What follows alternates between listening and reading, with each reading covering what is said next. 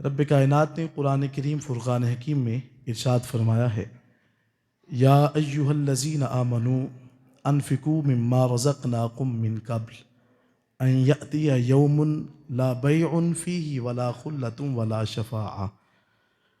فرمایا کہ اے ایمان والو، تم سب اپنے رب کی بارگاہ میں خرچ کیا کرو، اس کی راہ میں اپنے مال میں سے خرچ کرو، اس سے پہلے کہ وہ دن آ جائے کہ جس دن کے اندر نہ تو خرید و فروخت ہوتی ہے اور نہ ہی کسی کی کوئی دوستی کام آئے گی اور نہ ہی کسی کی سفارش کام آئے گی، والکافرون هم الظالمون۔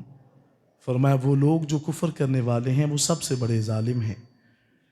قرآن کریم فرقان حکیم میں رب کائنات نے جا بجا مقامات پر انفاق کا حکم ارشاد فرمایا ہے کہ اس کی راہ میں خرچ کیا جائے، اس کی راہ میں مال جو ہے اس کو دیا جائے۔ انسان کے لیے زکوٰۃ کا حکم اللہ تعالیٰ نے ایسے ہی فرض کیا ہے جیسا کہ مومن کے اوپر 5 وقت کی نماز فرض ہے۔ رب کائنات نے کئی مقامات پر نماز کے ساتھ زکوٰۃ کا حکم ارشاد فرمایا ہے۔ فرمایا وَأَقِیمُوا الصَّلَاةَ وَآتُوا الزَّکَاۃَ، نماز ادا کرو اور ساتھ میں اللہ کی راہ میں زکوٰۃ بھی دو۔ زکوٰۃ وہ عمل ہے کہ جس کے ذریعے سے انسان کا مال بھی پاک ہو جاتا ہے اور اس کا جو جسم ہے وہ بھی گناہوں سے پاک اور مصفہ اور مطہر ہو جاتا ہے۔ تو انسان کے اوپر نماز کے ساتھ ساتھ جو لازم جو جزو قرار دیا گیا وہ زکوٰۃ کا بھی عمل ہے۔ تو فرمائے کہ اے ایمان والو، تم اس کی راہ میں خرچ کرو اس سے قبل کہ وہ دن آ جائے۔ اس سے مراد قیامت کا دن ہے، انسان کی زندگی کا اختتامی دن ہے۔ فرمایا کہ اس دن کے آنے سے پہلے اس کی راہ میں خرچ کیا کرو۔ حضرت اسماء بنت ابی بکر رضی اللہ تعالی عنہا آقا کریم علیہ الصلوۃ والسلام کی بارگاہ میں حاضر ہوتی ہیں۔ حضور علیہ الصلوۃ والسلام کی خدمت میں عرض کی کہ حضور، ہم اللہ کی بارگاہ میں کتنا مال دیا کریں؟ تو آقا علیہ الصلوۃ والسلام نے فرمایا کہ انفقی ولا تحصی، خرچ کیا کرو تو پھر اس کو گنا نہ کرو۔ جب تم گن کر دو گے تو پھر اللہ بھی تمہیں گن کے دے گا۔ جب اس کی راہ میں خرچ کرنا ہے تو پھر بغیر کاؤنٹنگ کے، یہ دیکھیں نا کہ کبھی کبھی انسان سوچتا ہے کہ اس کی راہ میں مال کیسے خرچ کیا جائے، بلکہ انسان تو یہاں تک بھی گئے گزرے ہوتے ہیں کہ وہ اللہ کی راہ میں وہ مال خرچ کرتے ہیں جو نقارہ ہو جاتا ہے، جو کسی جگہ پہ نہیں چلتا۔ ہم سوچتے ہیں کہ شاید یہ اللہ کی بارگاہ میں چل جائے گا۔ اس حوالہ سے کبھی سوچا کریں کہ اس کی راہ میں جب دینا ہے تو پھر اس کو گنا نہ کریں، بلکہ اس کی راہ میں اتنا دیا کریں کہ پھر خدا فرماتا ہے کہ ان اللہ یرزق من یشاء بغیر حساب۔ پھر ہم بھی اپنے بندوں کو دیتے ہیں، جب دینے پہ آتے ہیں تو بغیر حساب کے عطا فرما دیتے ہیں۔ کبھی غور کریں کہ اس کی راہ میں 1 گنا جب انسان خرچ کرتا ہے تو خدا اس کے بدل میں انسان کو 700 گنا عطا فرماتا ہے۔ بلکہ یہاں پہ بات ختم نہیں ہوئی، بلکہ خدا اخلاص کو دیکھتا ہے۔ اگر مومن کا اخلاص کمال کا ہے تو اللہ اس کے اندر اتنی برکت عطا فرما دیتا ہے کہ وہ 700 سے بھی زیادہ بڑھ جاتا ہے۔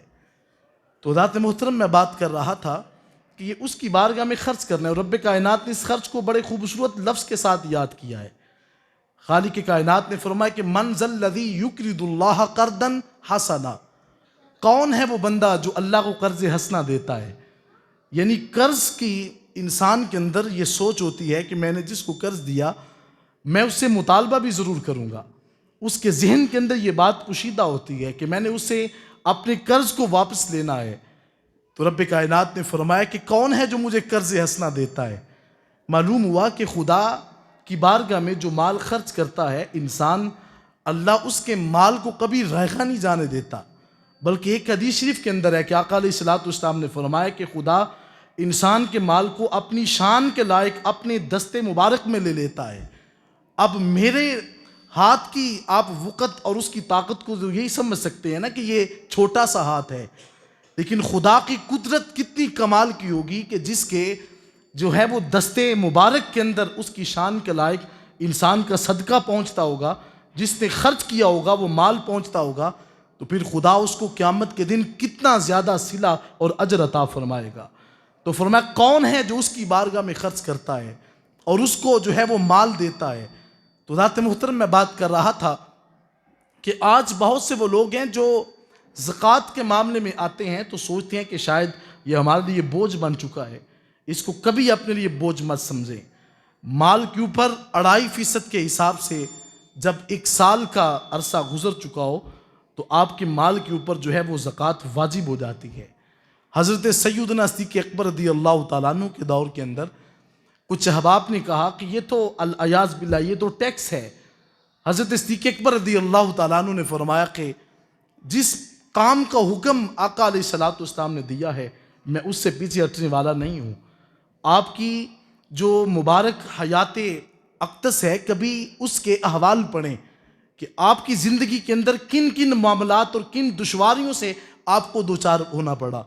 کہیں مدعیان نبوت کا مقابلہ کرنا پڑتا ہے تو کہیں جو مانعین زکوٰۃ ہے ان کا سامنا بھی کرنا پڑتا ہے کہ جو کہتے ہیں کہ ہم زکوٰۃ ادا نہیں کریں گے۔ حضرت صدیق اکبر رضی اللہ تعالیٰ عنہ کے جملے سنیں، آپ فرماتے ہیں کہ اگر کسی انسان کے اونٹ کے گلے میں ڈالنے والی رسی بھی زکوٰۃ کی نکلتی ہوئی نظر آئی تو آپ فرماتے ہیں میں ابو بکر خود اس کے خلاف نکل کر اعلان جہاد کروں گا۔ اتنی بڑی شخصیت آج اگر ہمارے احباب جو ہیں وہ زکوٰۃ دیتے ہیں تو حضور علیہ الصلوۃ والسلام کے بعد اگر کسی نے اس کا سامنا کیا ہے تو حضرت سیدنا صدیق اکبر رضی اللہ تعالیٰ عنہ کی ذات مبارکہ ہے۔ آج ہم آپ کے نام کی وجہ سے جو ہے وہ لوگ جو ہے وہ زکوٰۃ ادا کرتے ہیں۔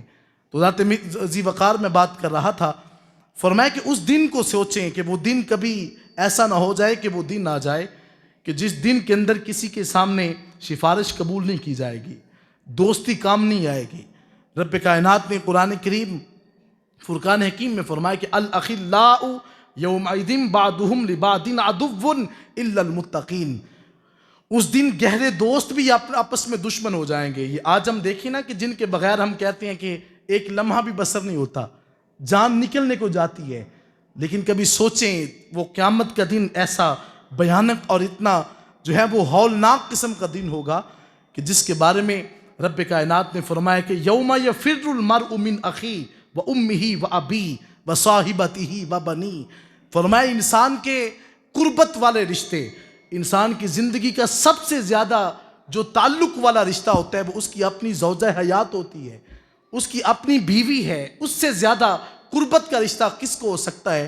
تو فرمایا قیامت کے دن اللہ فرماتا ہے کہ وہ بھی ایک دوسرے سے بھاگیں گے کہ میرا تمہارے ساتھ کوئی تعلق نہیں ہے، میں تو تمہیں جانتا نہیں ہوں، میرا تمہارے ساتھ کوئی رابطہ ہی نہیں ہے۔ انسان فرار ہوگا، دور بھاگے گا، اس سے جو ہے وہ جان چھڑوانے کی کوشش کرے گا، لیکن رب کائنات نے فرمایا کہ سارے خلیل آپس میں جدا ہو جائیں گے الا المتقین، جن کے دل کے اندر خوف خدا ہے، حب مصطفیٰ ہے، حضور کا پیار باقی ہے۔ فرمایا وہ یہ بات ضرور کہیں گے۔ آقا علیہ الصلوۃ والسلام نے فرمایا کہ قیامت کا دن ہوگا اور میدان حشر کے اندر جب نام اعمال تول دیے جائیں گے اور جب کہا جائے گا یہ انسان جنتی ہے تو فرمایا کہ ایک شخص جاتا ہوا نظر آئے گا تو ایک شخص اسے پکار کر کے کہے گا اے فلاں بن فلاں شخص، کیا تو مجھے جانتا نہیں ہے؟ حل انت لا تعرف، کیا تو میری پہچان نہیں رکھتا کہ میں کون ہوں؟ وہ شخص کہے گا نہیں، بھلے میں تجھے کیسے جان سکتا ہوں؟ فرمایا تو جنتی بن چکا ہے، لیکن میں وہ فلاں وقت وہ فلاں شخص تھا جس نے تجھے پیاس لگنے کی وقت تجھے پانی کے ایک گھونٹ پلایا تھا، کیا تو مجھے پہچانتا نہیں ہے؟ اس نے کہا ہاں میں جانتا تو ہوں۔ فرمایا کہ تو جنتی ہو چکا لیکن میرے لیے جہنم لکھ دی گئی ہے۔ تو رب کائنات کی بارگاہ میں وہ متقی شخص کہے گا باری تعالیٰ میں اس وقت تک جنت میں نہیں جاؤں گا جب تک اس بندے کو ساتھ لے کے جنت کا راہی نہ بن جاؤں۔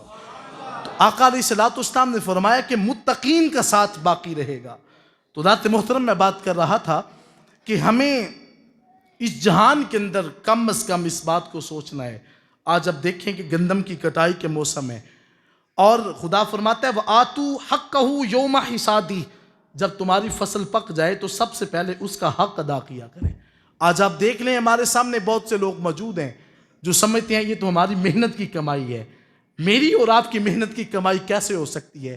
خدا جو ہے اس کی مشیت اور اس کی رضا نہ ہو تو ایک گندم کا دانہ اپنے ہم گھر میں لا سکتے ہیں؟ ہرگز نہیں۔ یہ اس کی طاقت اور اس کی قدرت ہے، اور اس قدر ہم جو ہے وہ احکامات الہیہ سے دور بھاگنے والے ہیں، لیکن خدا ہمیں پھر بھی نوازتا ہے۔ تو میں اکثر یہ کہا کرتا ہوں، یہ ہمارے اپنے اعمال کی وجہ سے نہیں ہے، بلکہ رب کائنات نے فرمایا وَمَا قَانَ اللَّهُ لِيُعَذِّبَهُمْ وَأَنْتَ فِيهِمْ، اے حبیب میں ان کے اوپر عذاب اس لیے نازل نہیں کرتا کہ ان کے پاس میرا سونا حبیب جو رہتا ہے۔ آقا علیہ الصلوۃ والسلام کے صدقے سے ہمارے چہرے مسخ نہیں ہوتے۔